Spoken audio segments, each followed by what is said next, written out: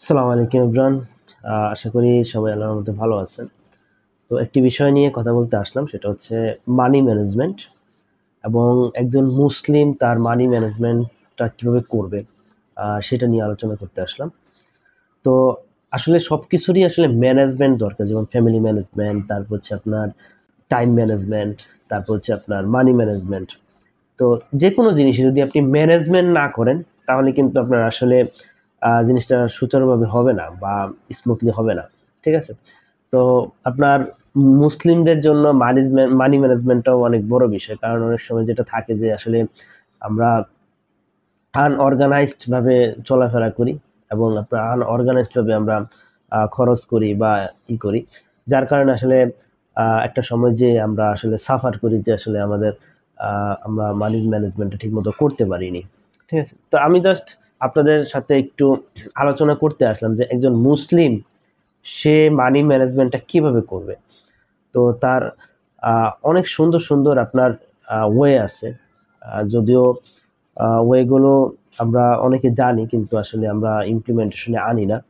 But আমি আপনাদের সাথে একটু আলোচনা করি যে আসলে মানি ম্যানেজমেন্টের জন্য একজন মুসলিমের ক্ষেত্রে মানি ম্যানেজমেন্টের ক্ষেত্রে তার কি কি মাথায় রাখা উচিত। তো সর্বপ্রথম যেই বিষয়টা একজন মুসলিমের ক্ষেত্রে আপনার এটা আহ, মানে আশার আলো, যে আপনার বরকতের বিষয়টা। ঠিক আছে? তো আসলে মানি ম্যানেজমেন্ট করতে যান, টাইম ম্যানেজমেন্ট করতে যান, বা যাই করতে যান, ফ্যামিলি ম্যানেজমেন্ট করতে যান, সব ক্ষেত্রে কিন্তু আপনার বরকত লাগে। ঠিক আছে? তো বারাকা লাগে। ঠিক আছে? তো বরকত জিনিসটা কি? বরকত জিনিসটা হচ্ছে আপনি ইনকাম করতেছেন এবং একটা সময় যেয়ে দেখতেছেন যে আপনার সেভিংস থাকতেছে। হ্যাঁ? বা আপনার দেখবেন যে আপনার রোগবালাই কম। আপনাদের দেখবেন যে আপনার আহ, মানে যে আনইউজুয়াল যে খরচগুলো বা আননেসেসারি খরচগুলো, সেগুলো আপনার কম হচ্ছে। মানে ব্যাপারটা হচ্ছে আপনার মানে সমস্যা কম আর কি। ঠিক আছে? একটা সময় যে আপনার টাকাগুলো থাকতেছে, কিছু সেভিংস থাকতেছে। আবার বরকত নাই মানে কি? বরকত নাই মানে হচ্ছে দেখবেন যে অনেক ইনকাম করতেছে কিন্তু আপনার খরচ হয়ে যাচ্ছে। আপনার একটা সময় যে সে লোনের মধ্যে থাকতেছে। ঠিক আছে? এটা হচ্ছে মূলত বরকতের বিষয়টা। তো বরকত এটা যে একটা অনেক বড় একটা টুলস একটা মুসলিমের, আহ, যেখানে মানি ম্যানেজমেন্ট করতে যাক বা টাইম ম্যানেজমেন্ট করতে যাক। তো আমাদের প্রত্যেকটা সময় আমাদেরকে বরকতকে অন্বেষণ করতে হবে। তা আমি দুই তিনটা ওয়ে বলি, অনেক ওয়ে আছে বরকত অর্জনের। তার মধ্যে একটা ওয়ে হচ্ছে আপনার দান করা। এটা অনেক বড় একটা টুলস আপনার বরকত অর্জনের জন্য। এবং আল্লাহ তাআলা বলছে যে আপনার দান করলে কমে না, বরং দান আপনার অর্থ সম্পদকে বাড়ায় দেয়। ঠিক আছে? তো এটা কিভাবে হয়? এটা ধরেন আপনি দান করলেন, আপনার একটা বড় বিপদ কেটে গেল। আপনি দান করলেন, আপনার অনেক সমস্যা মানে খুব সহজে সমাধান হয়ে গেল। যেখানে আপনার টাকাটা লাগতো, সেখানে আপনার ওটা লাগতেছে না। মানে অল্পতে আপনি অনেক বড় বড় বিপদ থেকে আহ, মানে বের হয়ে চলে গেলেন। এটা একটা বিষয় যে আপনার দান করা, এবং দান বালা মুসিবত সবকিছু দূর করে দেয়। তো এই জন্য হচ্ছে আমাদের প্রতিনিয়ত দান করতে হবে, অল্প হলেও দান করতে হবে।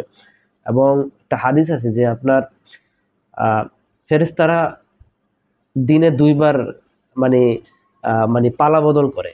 অর্থাৎ এক দল আসে, আবার অন্য সময় আবার আরেক দল আসে, মানে আগের দল চলে যায়। তখন তারা একটা দোয়া করে যায় যে আহ, আল্লাহ, যারা দান করলো না তাদের অর্থ সম্পদকে তুমি ধ্বংস করে দাও, আর যারা দান করলো তাদেরকে তুমি বৃদ্ধি করে দাও।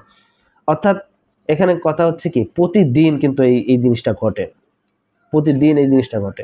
তাহলে আপনাকে প্রতিদিন অল্প হলেও, একেবারে ন্যূনতম অ্যামাউন্ট হলেও আপনাকে দান করতে হবে। ঠিক আছে? এই হাদিসটাকে আপনার মানার জন্য এবং এ থেকে বাঁচার জন্য। যার কারণে আসলে আপনি তা দেখবেন যে আপনার অর্থ সম্পদ কমবে না, দেখবেন যে বাড়তেই আছে, বাড়তেই আছে। আহ, এটা কিভাবে বাড়বে? আপনার এরকম না যে আপনি 10 টাকা দান করলেন, আপনার 10 টাকা চলে আসলো। এরকম না, হতেও পারে অন্য উপায়ে চলে আসলো, কিন্তু দেখবেন যে আপনার অনেক বালা মুসিবত, অনেক বিষয়গুলো আপনার দূর হয়ে গেছে। যার কারণে দেখবেন যে একটা বরকত হচ্ছে, আপনার এখানে মানি ম্যানেজমেন্টটা ভালো হবে। হ্যাঁ? তো আপনার টাকা থাকলেই তো আপনি মানি ম্যানেজমেন্টটা করতে পারেন। বা আপনার ধরেন দেখতেছেন যে আপনি মানে ইনকাম করতেছেন, আপনার খরচ আর খরচ, আপনি খরচ মানে লিখতে লিখতেই আপনার সময় চলে যায়, ওই মানি ম্যানেজমেন্ট কখন করবেন? ঠিক না? তো ব্যাপারটা হচ্ছে আপনার যখন এই যে বালা মুসিবত এগুলো যখন দূর হয়ে যাবে তখন দেখবেন যে আপনার মানি ম্যানেজমেন্টটা ভালো হবে। ঠিক আছে? তাহলে দান করা একটা গুরুত্বপূর্ণ টুলস এই বরকতটা পাওয়ার জন্য। এছাড়া বানি ইসরায়েলের একটা হাদিস আমরা আহ, জানি যে রাসূল সাল্লাল্লাহু আলাইহি ওয়াসাল্লামের একটা হাদিস যে বানি ইসরায়েলের একজন লোক আপনার সে 3 ভাগের 1 ভাগ দান করে দিত তার অর্থ সম্পদের। ঠিক আছে? তো সেই ক্ষেত্রে তারা মানে সে আপনার আহ, বৃষ্টি মানে তার দিকে এসে বৃষ্টিটা বর্ষণ করছে তার নাম বলে, অর্থাৎ অন্য কোথাও করেনি। ঠিক আছে? তো অন্যান্য মানুষ এসে জিজ্ঞেস করলো যে এই যে বৃষ্টিটা বর্ষণ হলো তোমার নাম বললো, তো আপনি কি সেই লোক? হ্যাঁ। তো সে বলতেছে হ্যাঁ আমি সেই লোক। এবং তো জিজ্ঞেস করতেছে কেন আসলে আপনার এই এই যে রহমত এটা কেন? কারণ হচ্ছে সে বলছে যে আমি যা উপার্জন করি, আমি যা এই মানে যেটাকে বলা হচ্ছে আপনার এই ফসল থেকে আমার যা আসে তার আমি 3টা ভাগ করি। একটা হচ্ছে আমি আল্লাহ রাস্তায় দান করে দিই, একটা হচ্ছে আমি আমার ইনভেস্টমেন্টের জন্য রাখি, আর একটা হচ্ছে আমি পরিবারের জন্য রেখে দিই। ঠিক আছে? তো এই হচ্ছে বিষয় যে বরকত আসবে হচ্ছে দান করলে। খুব সহজ বিষয় এবং মানি ম্যানেজমেন্ট আপনার ভালো হবে। আরেকটা বিষয় সেটা হচ্ছে আপনার হালাল উপার্জন। এটা হচ্ছে আরেকটা বিষয় যে আপনার মানি ম্যানেজমেন্টের জন্য এবং বরকত অর্জনের জন্য। আমি যদি একটা উদাহরণ রিয়েল লাইফ এক্সাম্পল বলি যে এক লোক একটা ধরেন জায়গায় জব করে, তো সে ধরেন ঘুষের লেনদেন করে। এখন তার এমন একটা রোগ হয়েছে যে তার আপনার দেশের বাহিরে যে আপনার প্রায় ৮০,০০০ টাকার মতো ট্রিটমেন্ট করে আসতে হয় আপনার একটা মাসে। ঠিক আছে? অর্থাৎ প্রতি মাসে তাকে ওখানে যেতে হয়, যে হচ্ছে এই ট্রিটমেন্টটা করে আসতে হয়। তাহলে দেখেন যে আপনার আসলে সে যে আপনার ইনকামটা করলো এই ইনকামটা কোথায় ব্যয় হয়ে যাচ্ছে। ঠিক না? মানে হারাম উপার্জন করলে আপনি মানি ম্যানেজমেন্ট ঠিক রাখতে পারবেন না। ধরেন আপনি ৮০,০০০ টাকা এই মাসে ইনকাম করলেন, আপনি যে হচ্ছে চিকিৎসা বাবদ ওখানে দিয়ে আসলেন, মাঝখান থেকে কি হলো? আপনার শারীরিক কষ্টটা হয়ে যাচ্ছে। আর ধরেন যে হালাল ভাবে উপার্জন করলো তার কিন্তু এই রোগটা ধরেন হলো না, তার বরকত আসলো জীবনে। তো তার কিন্তু আর ধরেন সে ইনকাম করলো না, তার খরচও করলো না, কিন্তু সে শারীরিকভাবে সুস্থ আছে। ঠিক না? এই একটা বিষয় যে আপনারা করবেন যে আপনার হালাল উপার্জন করার চেষ্টা করবেন। এটা হচ্ছে আপনার আহ, মানে বরকত অর্জনের একটা মাধ্যম এবং এটার মাধ্যমে আপনি মানি ম্যানেজমেন্টটা ঠিক রাখতে পারবেন। আরেকটা আছে সেটা হচ্ছে আপনার আল্লাহ রাস্তায় একটু সময় ব্যয় করা। আহ, এটাও আপনার মানি ম্যানেজমেন্ট যদি আপনি করতে চান, আপনি যদি বরকত অর্জন করতে চান, মানে এটা তো বরকত অর্জনের জন্য, এবং বরকত অর্জন করলেই তো আপনার দেখবেন যে আহ, অর্থের দিক দিয়ে আপনি স্বাবলম্বী হবেন। আপনি যেটাকে বলা হচ্ছে আপনার টাইমের দিক দিয়ে আপনি মানে স্বাবলম্বী হবেন। তো যেটা আমি বললাম যে এটা কেন যে আল্লাহ রাস্তায় দান করা, কারণ রাসূল সাল্লাল্লাহু আলাইহি ওয়াসাল্লাম বলছে যে যে ব্যক্তি আল্লাহর জন্য একটু সময় বের করলো, আল্লাহ তার হাতকে অর্থ সম্পদ দিয়ে পরিপূর্ণ করে দিবেন। আর যে ব্যক্তি আল্লাহর জন্য সময় বের করলো না, আল্লাহ তার হাতকে দারিদ্র দিয়ে ভরে দিবেন। অর্থাৎ দেখবেন যে তার সময় নাই, তার এই নাই সেই নাই, অর্থ অর্থ নাই, মানে অবস্থা খারাপ আর কি। বুঝতে পারছেন জিনিসটা? তো যাই হোক, যেটা বললাম যে আসলে ওইটাই হলো মেন জিনিস যে আসলে আমাকে আল্লাহর জন্য সময় বের করতে হবে, অল্প হলেও আমাকে দৈনিক আল্লাহর জন্য সময় বের করতে হবে। তাহলে দেখবেন বরকত মানে আসবে। তো এটা হচ্ছে আপনার মুসলিমদের জন্য সবচেয়ে বড় একটা টুলস, যে বরকতটা। এই বরকতটা যদি থাকে দেখবেন যে আপনার মানি ম্যানেজমেন্ট আপনার একেবারে ইজি হয়ে যাবে, কোনো কঠিন কিছু না। ঠিক আছে? আচ্ছা, এরপরে আপনার এটা তো বললাম স্পিরিচুয়াল পার্ট। তারপর হচ্ছে আমার যে দৈনন্দিন চলাফেরার ক্ষেত্রে আমাদেরকে কি কি মেনটেন করতে হবে, বিশেষ করে সুপার শপগুলো অ্যাভয়েড করতে হবে।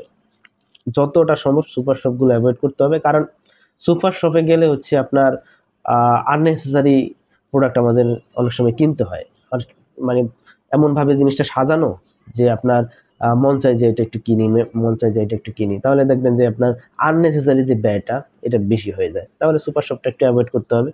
দেন হচ্ছে আপনার এখানে ক্যাশ ট্রানজ্যাকশনটা করবেন। অর্থাৎ এটা আমিও করি, এটা মানে যে আপনার আমরা যেটাকে বলে হচ্ছে আপনার মোবাইল ফাইন্যান্সিয়াল যেই সিস্টেম গুলো আছে যেমন বিকাশ, নগদ, এর মাধ্যমে আমরা পেমেন্ট করে দিই। হ্যাঁ।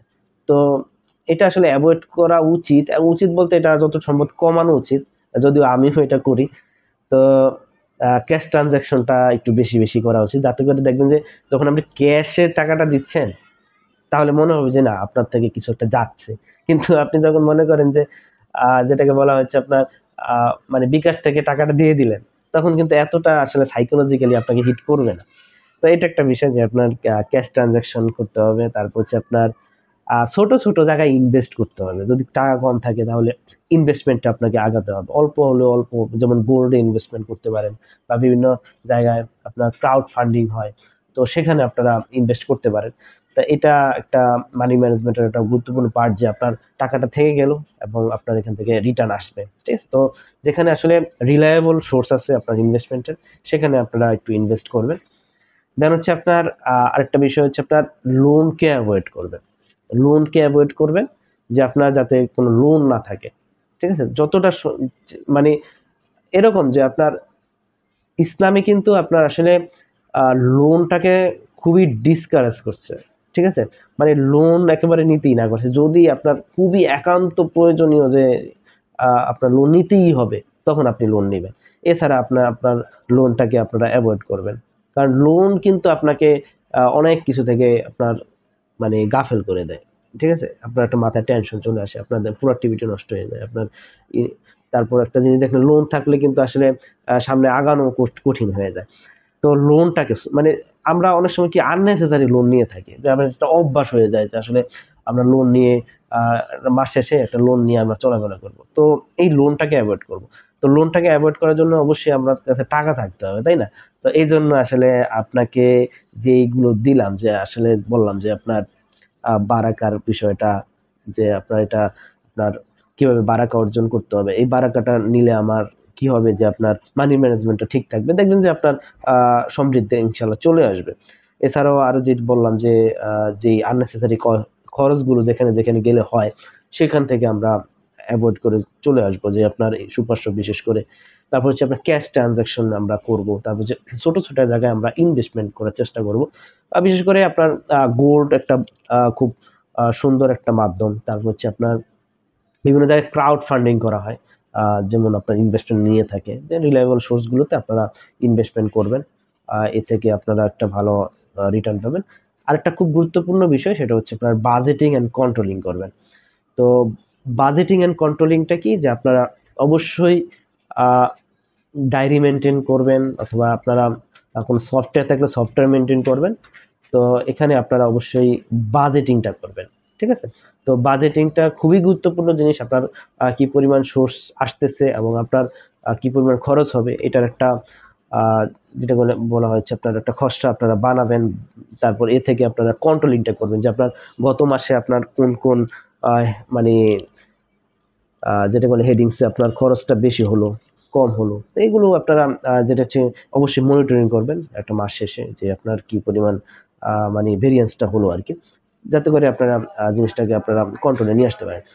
তো এই হচ্ছে আপনার বিষয়গুলো, যে আপনার মানি ম্যানেজমেন্ট, একজন মুসলিম কিভাবে মানি ম্যানেজমেন্ট করবে, এটার একটা রূপরেখা বা ব্লু প্রিন্ট বলতে পারেন, আমি জাস্ট আপনাদের সাথে আলোচনা করলাম। তো আরো অনেক কিছু থাকতে পারে, আমি আমার যতটুকু নলেজ আছে, নলেজ থেকে আপনাদের সাথে একটু শেয়ার করলাম আর কি। তো প্রথম বিষয়টা যেটা আমি বললাম, যে আপনার বরকত অর্জনের জন্য আপনাকে কাজ করতে হবে, অন্বেষণ করতে হবে, যেটার জন্য আপনি অবশ্যই রেগুলার দান করবেন। তারপর হচ্ছে আপনার যেটাকে বলা হচ্ছে আপনার আল্লাহর জন্য সময় বের করা, সেটা করতে হবে, হালাল রুজি অন্বেষণ করতে হবে। তারপর হচ্ছে আপনার আননেসেসারি কস্ট যেখানে হয় সেখান থেকে সেটা অ্যাভয়েড করতে হবে, যেমন সুপার শপ। তারপর হচ্ছে আপনার ক্যাশ ট্রানজাকশন করতে হবে। তারপর হচ্ছে আপনার ছোট ছোট জায়গায় ইনভেস্ট করতে হবে, স্মল ইনভেস্টমেন্ট করা, বা বড় ইনভেস্টমেন্ট বেশি টাকা থাকলে বেশি বড় বড় জায়গায় ইনভেস্টমেন্ট আপনারা করতে পারেন। তারপর হচ্ছে আপনার লোনটাকে অ্যাভয়েড করতে হবে। তারপর হচ্ছে আপনার বাজেটিং অ্যান্ড কন্ট্রোলিং করতে হবে। তো এই হচ্ছে আহ কিছু পয়েন্ট। আমরা ইনশাল্লাহ চেষ্টা করব এটা জীবনে ইমপ্লিমেন্টেশন করার। তো ইনশাল্লাহ পরবর্তী কোনো ভিডিওতে দেখা হবে। আসসালামু আলাইকুম।